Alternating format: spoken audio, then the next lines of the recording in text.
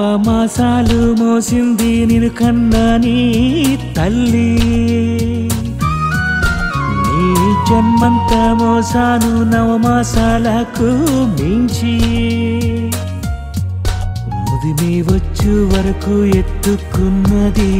అది నేనేరా వృద్ధులైతే బరువని వదిలేస్తారురా నీ వారేరా అందరూ ఇలాంటి వారేరా నాలాగా ప్రేమించి పోషించే వారెవరూ లేరురా